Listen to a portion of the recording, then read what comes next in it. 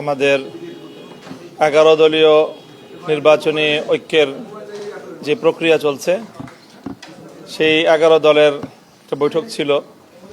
আমরা শীর্ষ বৈঠকের এই আয়োজনটা খুবই তাড়াহুড়ার মধ্যে এবং একটু ক্রিটিক্যাল সময় নির্ধারণ করতে হয়েছে। নেতৃবৃন্দ দেখা গিয়েছে অনেকেই সারা রাত এগুলো নিয়ে দৌড়ঝাঁপ করেছেন, আলোচনা করেছেন। তো রাতের গভীরে সিদ্ধান্তটা ফাইনাল করতে হয়েছে এবং সবাইকে সময় মতো অবহিত করা সম্ভব হয়নি।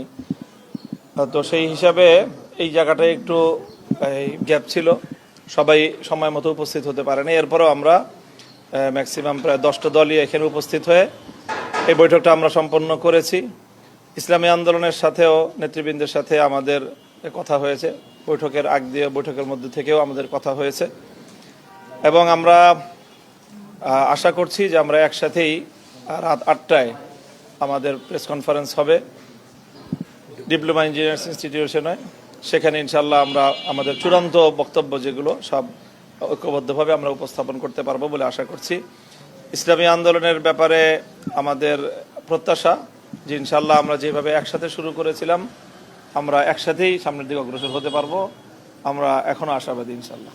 আচ্ছা, একটি বিষয় উঠে আসছে, মানে একটু আগে যখন আমরা খেলাফতে মজলিসের নায়েবে আমির ওনার সাথে কথা বলছিলাম, আজকে বৈঠকে আপনারা 45টি আসন সমঝোতার ব্যাপারে 45টি আসন কোথায় দেওয়া হচ্ছে ইসলামী আন্দোলনকে, এরকম একটি আলোচনায় এসেছেন, একটু যদি বলেন। এই বিষয়গুলি আমরা অফিসিয়ালি এখনো পরিপূর্ণ ফাইনাল করছি না, যেহেতু আমাদের রাত 8টার সময় আমাদের প্রেস কনফারেন্স আছে। আসন সংক্রান্ত যাবতীয় ডিটেলস আমরা সেই কনফারেন্সেই করব ইনশাল্লাহ এবং সেখানে ইসলামী আন্দোলনকে অ্যাকোমোডেট করেই আমরা আমাদের চূড়ান্ত তালিকা আমরা প্রকাশ করতে পারবো বলে আমরা আশা করছি।